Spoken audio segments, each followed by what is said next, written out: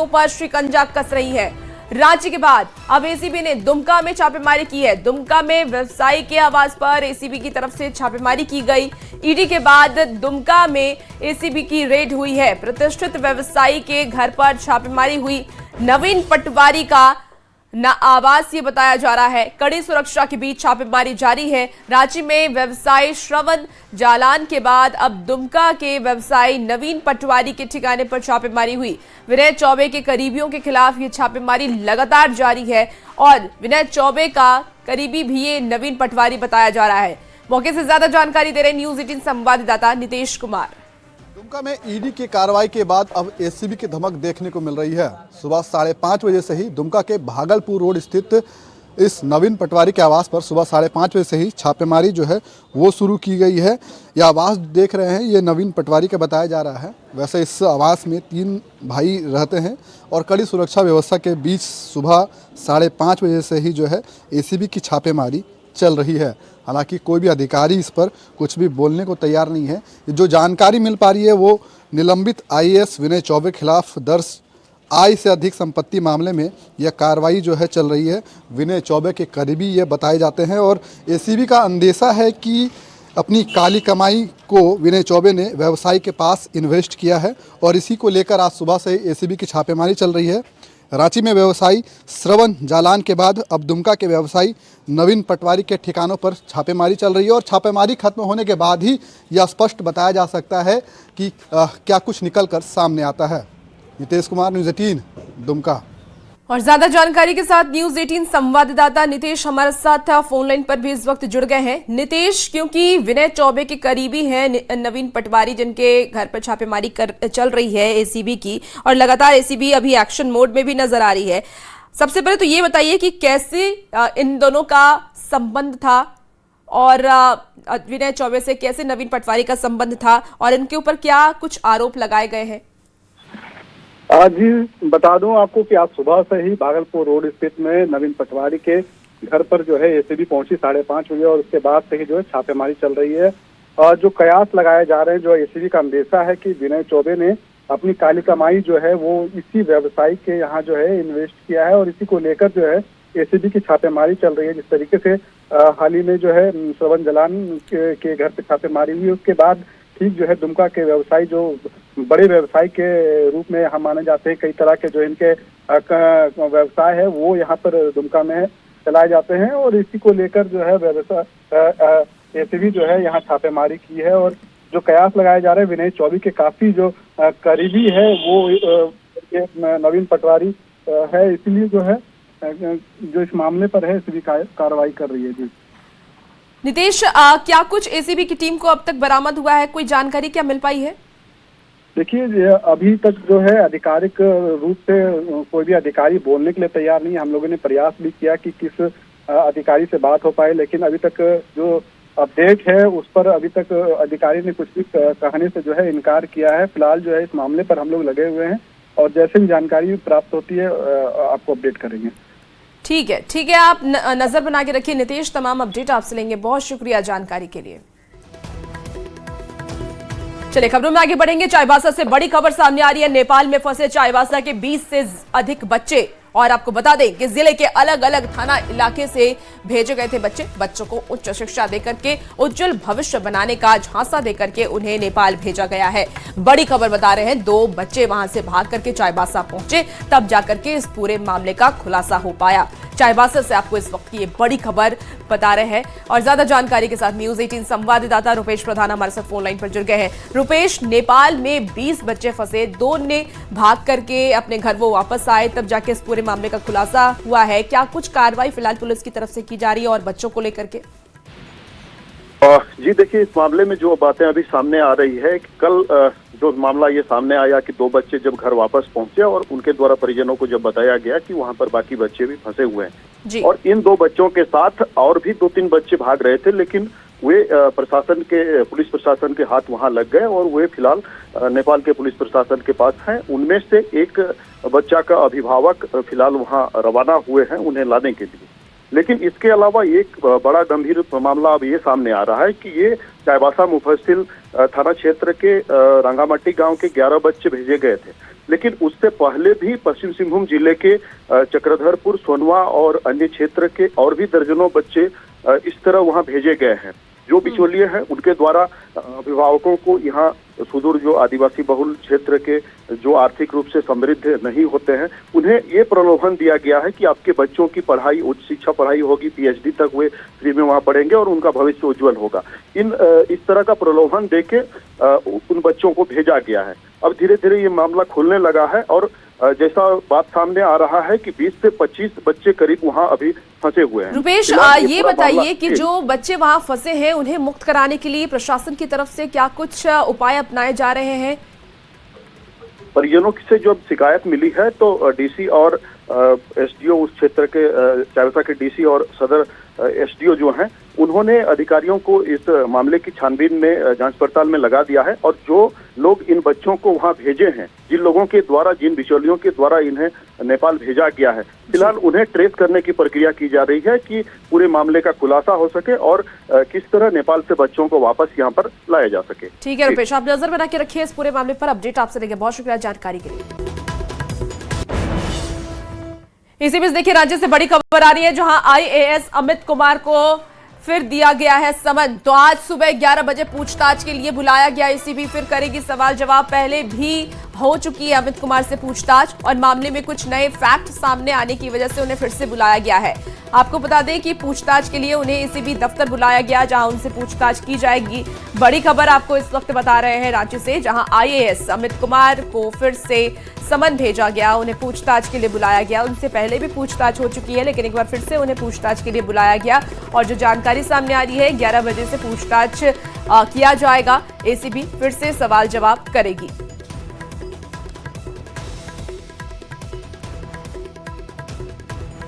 देखिए धनबाद में भोपाल गैस त्रासदी जैसे हालात पैदा हो गए हैं। लोगों का जीना मुहाल हो गया है। प्रशासन की ओर से लोगों को छोड़ने की अपील की जा रही है। जिले के केंदुआडी बस्ती के लोगों ने बीसीसीएल के विस्थापन प्रस्ताव को पूरी तरीके से खारिज कर दिया है। ग्रामीणों ने यह कहा है कि वो अपनी जमीन छोड़ करके कहीं भी नहीं जाएंगे।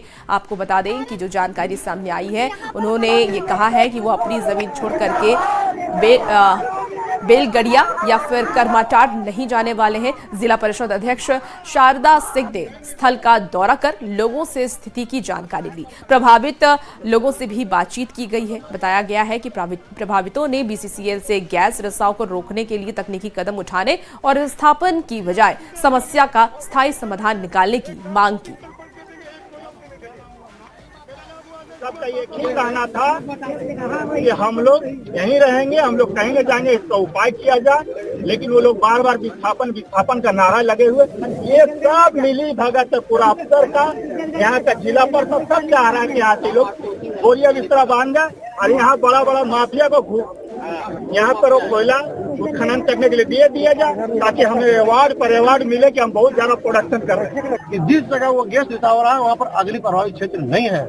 ये मैं प्रूफ के साथ बता सकता हूँ, मेरे पास सब डॉक्यूमेंट्स है। और डीटी को भी ये आपके माध्यम में बताना चाहता हूँ, आप खुद बोले हैं कि वहाँ पर कोई फायर नहीं है। और फायर नहीं होने के कारण ये गैलरी जो चला है वो अवैध खनन से वहाँ पर जो गैस रिसाव हो रहा है, जहाँ गैलरी चला था, जहाँ पोखरिया खाद था, जहाँ डूला खाद था, उसी से गैस रिसाव होने के कारण पूरे मोहल्ला में गैस का मानसिकता तब से आज तक सिर्फ लोगों को उजाड़ना, माइनिंग करना, अवैध उत्खनन करना और सबसे बड़ा माफिया धनबाद में बीसीसीएल है। देखिए इनका अभी इनसे बातें की तो मुझे पता चला कि इन लोग कोई मरना नहीं चाहता। आप अभी हम और आप 10 मिनट के आए तो आपको मास्क लगा के आना पड़ा है। आप देख रहे कोई मास्क कम से कम प्रशासन को सबसे पहले मास्क लेना चाहिए। बच्चों के लिए कुछ सोचना चाहिए था कि बच्चों के लिए क्या करना है। सारे छोटे छोटे बच्चे यूं ही भटक रहे हैं, उनके लिए कुछ सोचा नहीं है। इनका फिक्र है कि सिर्फ रहने के लिए छत हमको मिल जाएगा, वो कोई सॉल्यूशन नहीं है। ये क्या करेंगे, छोटे छोटे रोजगार करते हैं, कोई ठेला लगाता है, कोई किसी के यहाँ बर्तन धोता है, कोई साफ सफाई का काम करता है, तो सिर्फ छत दिया जाएगा, उसके बाद ये लोग क्या करेंगे। चलिए अब आपको ये बताते हैं कि जहरीली गैस रिसाव से कहां कहां आतंक है। पिछले 7 दिनों की पहले बात कर लेते हैं। पिछले 7 दिनों से जहरीली गैस का रिसाव हुआ। जमीन के अंदर से कार्बन मोनोऑक्साइड का रिसाव। कई इलाकों में जमीन से धुआं निकल रहा है। धुएं के साथ जहरीली गैस बाहर आ रही है। सबसे ज्यादा खतरा केंदुआडी इलाके का है। करीब 25,000 लोगों की जान इस वक्त खतरे में है। अब तक 2 लोगों की मौत भी हो चुकी है। 2 दर्जन से ज्यादा लोग हॉस्पिटल में हैं। इलाके के लोगों को सिर दर्द की समस्या हो रही है, और जो समस्या हो रही है इसके अलावा सिर दर्द के अलावा उल्टी हो रहा है, घबराहट हो रही है और बेचैनी भी लोगों को हो रही है। तो ये सारी समस्या जहरीली गैस की वजह से हो रही है। अब आपको जल्दी जल्दी ये भी बताते हैं कि प्रशासन और बीसीसीएल की ओर से बचाव को लेकर के अब तक क्या क्या कदम उठाए गए हैं। देखिए, बीसीसीएल यानी कि भारत कोकिंग कोल लिमिटेड की टीम लगातार सिचुएशन को वॉच कर रही है। साइंटिस्ट भी गैस लीक को रोकने की कोशिश में लगे हुए हैं। इसके साथ ही जहरीली गैसेज के रिसाव को रोकने के लिए पूरे इलाके में ट्रकों से मिट्टी डाली जा रही है। पुनर्वास, राहत एवं सुरक्षा व्यवस्था की समीक्षा लगातार जारी है। लोगों को घर खाली करने की अपील भी की जा रही है। लगातार ये अपील की जा रही है कि लोग अपने घर को खाली करके कहीं सुरक्षित जगह पर चले जाएं, लेकिन लोग अभी फिलहाल ये मानने को तैयार नहीं है, वो अपनी जमीन छोड़ने को तैयार नहीं है। प्रशासन ने लोगों से इलाका छोड़ने की भी अपील की है। प्रशासन ने लोगों को दूसरी जगह बसने का प्रस्ताव भी रखा है। प्रशासन और कंपनी प्रबंधन की संयुक्त टीम प्रभावित क्षेत्रों में तैनात है।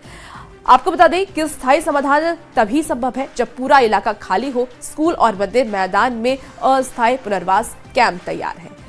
अब आप ये भी जान लीजिए कि प्रभावित लोगों ने पुनर्वास प्रस्ताव को क्यों खारिज किया है, वो आपको ग्राफिक्स के माध्यम से समझाते हैं। देखिए, विस्थापित हो रहे लोग मुआवजा की मांग कर रहे हैं और इसीलिए वो वहां से उस जमीन को छोड़ने को तैयार नहीं है। पीड़ित परिवार के लोग रोजगार की भी मांग कर रहे हैं, उन्हें रोजगार भी चाहिए। वो कह रहे हैं कि पहले रोजगार दिया जाए। ग्रामीण पुश्तैनी जमीन नहीं छोड़ेंगे। ग्रामीणों ने ये साफ कहा है कि वो अपने पुश्तैनी जमीन को नहीं छोड़ना चाहते हैं। ग्रामीण बेलगड़िया या फिर कर्माटार जाने को बिल्कुल भी तैयार नहीं है। इसके साथ ही ग्रामीणों का ये भी कहना है कि मर जाएंगे लेकिन अपनी जमीन नहीं छोड़ेंगे, क्योंकि वो उनकी पुश्तैनी जमीन है। लोगों का ये भी कहना है कि जमीन उनकी पीढ़ियों की विरासत है और वो इसे नहीं छोड़ना चाहते हैं। बेलगड़िया या फिर कर्माटार में जीवन यापन संभव नहीं है, क्योंकि प्रशासन से सुरक्षित जगह जाने की अपील की जा रही है। लोगों ने प्रशासन पर साजिश का आरोप भी लगाया है। 2010-11 में बीसीसीएल ने विस्थापन प्रक्रिया शुरू की थी। इसके साथ ही आपको बता दें कि 302 घरों को चिन्हित कर विस्थापन प्रक्रिया शुरू की गई थी। तो ये जो तमाम वादे हैं वो सरकार की तरफ से किए गए। लोगों को आपको बता दें कि रोजगार संबंधित व्यवस्था प्रदान करने की बात भी लोग कर रहे हैं और अब घरों की संख्या 500 से ऊपर है। तो लोग लगातार ये आरोप लगा रहे हैं सरकार पे कि वो उन्हें अपनी जमीन छोड़ने पर मजबूर ना करे, बल्कि एक स्थायी व्यवस्था स्थापित करे जिससे कि वो वहां पर रह भी सके और उन्हें कोई नुकसान ना हो। चलिए अब खबरों में आगे बढ़ेंगे। झारखंड विधानसभा में वित्त मंत्री राधाकृष्ण किशोर ने चालू वित्तीय वर्ष के लिए 7,721.25 करोड़ का दूसरा अनुपूरक बजट पेश किया है और इस दौरान बीजेपी विधायक ने छात्रवृत्ति और धान खरीद में देरी को लेकर के जमकर हंगामा किया। आज चर्चा होने वाली है। झारखंड विधानसभा के शीतकालीन सत्र के दूसरे दिन प्रश्नकाल की कार्यवाही विपक्ष के हंगामे की भेंट चढ़ गई। शून्यकाल और ध्यानाकर्षण की कार्यवाही विपक्षी हंगामे के बीच चलती रही। इसी दौरान वित्त मंत्री राधाकृष्ण किशोर ने वित्तीय साल 2025-26 के लिए 7,721.25 करोड़ का द्वितीय अनुपूरक बजट पेश किया।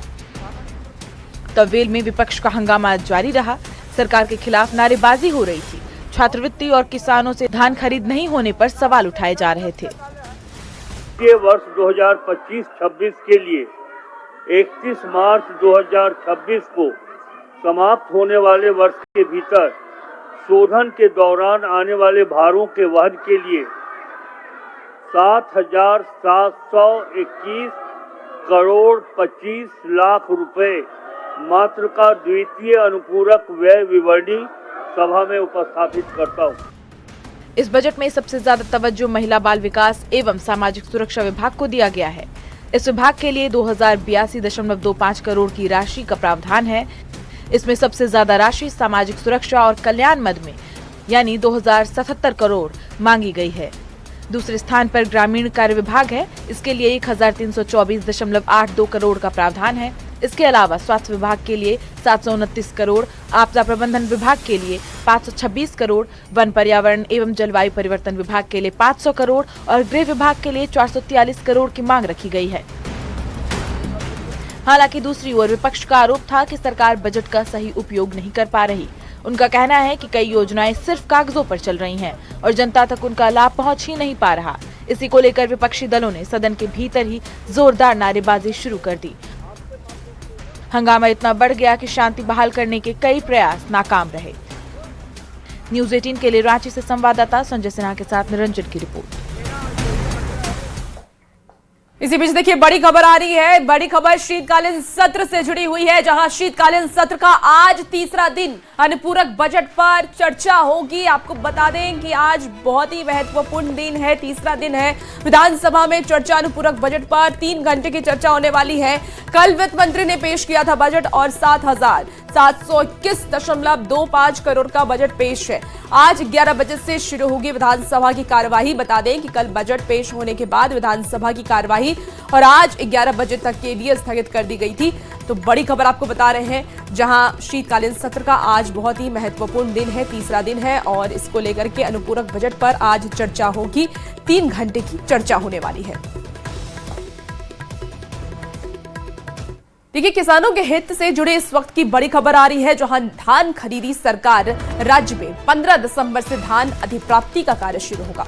700 से ज्यादा धान अधिप्राप्ति सेंटरों पर सुविधा मिलेगी। 2,450 रुपए प्रति क्विंटल की दर से धान खरीदी सरकार बायोमेट्रिक सत्यापन कर होगी और धान की बिक्री की जाएगी। मोबाइल ऐप के माध्यम से होगी स्लॉट की बुकिंग। बड़ी खबर आपको बता रहे हैं, किसानों के हित से जुड़ी हुई ये बड़ी खबर है, जहां धान खरीदी सरकार राज्य में 15 दिसंबर से धान अधिप्राप्ति का कार्य शुरू किया जाएगा।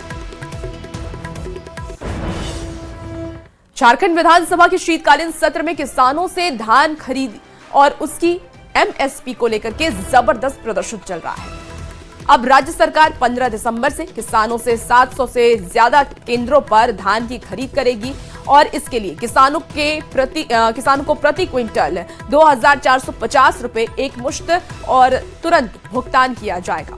इसको लेकर के अब सियासत भी शुरू हो गई है। बीजेपी ने राज्य सरकार को उनके वादे के मुताबिक 3,000 से 2,100 रुपए एमएसपी की मांग की है, जिस पर सत्ताधारी दल जेएमएम ने केंद्र सरकार पर हमला बोलते हुए उन्हें उनके वादे की याद दिलाई।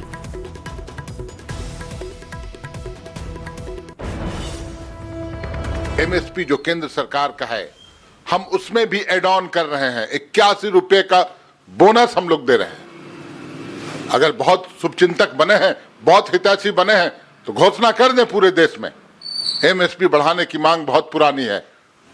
इन लोगों ने कई वादे भी किए हैं, पहले उन वादों को पूरा करें, तब जाके झारखंड पर बात करें। झारखंड में हम लोगों ने किसानों के हितों में निर्णय लिए हैं। मुख्यमंत्री जी ने चुनाव जीतने के लिए बड़े बड़े वायदे किए थे, 3200 तक एमएसपी देने का वादा किया था। वो सारे वादों पर इन्होंने यू टर्न मार लिया। खेतों से धान कट रहा है और अब आप जाकर क्रय केंद्र खोल रहे हैं, तो बिचौलियों ने तो पूरा, मुझे लगता है 50-60% धान जो है वो खेतों से ही खरीद लिया।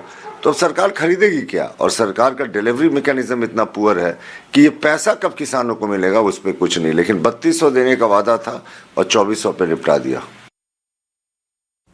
इसी बीच देखिए बड़ी खबर राज्य से भी आ रही है, जहां एयरपोर्ट से इंडिगो की आज भी 3 फ्लाइटें रद्द की गई है, जिसमें कि राज्य से दिल्ली की 2 फ्लाइटें रद्द हुई है। राज्य से हैदराबाद की 1 फ्लाइट रद्द की गई। इंडिगो प्रबंधन से मिली जानकारी के मुताबिक आने वाले 2 से 3 दिनों में यह समस्या दूर हो सकती है। रांची एयरपोर्ट से ज्यादा जानकारी दे रहे हैं न्यूज़ 18 संवाददाता संजय कुमार सिन्हा। एयरपोर्ट से इंडिगो की कहानी बदस्तूर कायम है और आज भी इंडिगो की 3 फ्लाइट रांची एयरपोर्ट से कैंसिल है, जिसमें रांची से दिल्ली की 2 फ्लाइट है, जबकि रांची से हैदराबाद की 1 फ्लाइट को आज भी कैंसिल किया गया है। आपको बता दें कि कल भी 3 फ्लाइट कैंसिल थी, लेकिन यहाँ पर सुबह से ही इंडिगो के काउंटर पर कई यात्रियों की भीड़ देखी गई। कुछ यात्री नाराज नजर आए। लोगों ने कहा कि अभी भी रांची से इंडिगो की जो 18 फ्लाइट उड़ान भरती है अलग अलग महानगरों के लिए, उसमें पूरा जो कह सकते हैं शेड्यूल जो है वो आपको ऑन वे यानी रास्ते पर नहीं आ पाया है। कुल मिलाकर देख सकते हैं कि एयरपोर्ट पर जो जितने भी आप यात्री देख रहे हैं उसमें कई यात्री इंडिगो के हैं, कई यात्री आपको एयर इंडिया के भी हैं। और ऐसी स्थिति में जो कहा जा रहा था कि इंडिगो की फ़्लाइट आने वाले समय में जो तुरंत रांची से कह सकते हैं कि एक तरीके से सब कुछ क्लियर हो जाएगा, वो फिलहाल नज़र नहीं आ रहा है। चूँकि जो हमें जानकारी मिल रही है इंडिगो की ओर से कि आने वाले 3-4 दिनों तक ये समस्या बदस्तूर कायम रहेगा, क्योंकि इंडिगो की अभी भी हर दिन आप पिछले 3 दिनों से देख रहे होंगे कि रांची एयरपोर्ट से इंडिगो की 3 फ्लाइट हर दिन कैंसिल हो जा रही है। तो ऐसे में इंडिगो प्रबंधन से जानकारी मिल रही है, उसके मुताबिक आने वाले 1-2 दिनों में इस समस्या का जो निपटारा है रांची एयरपोर्ट से कर लिया जाएगा। संजय कुमार सिन्हा, न्यूज़ 18, रांची। फिलहाल वक्त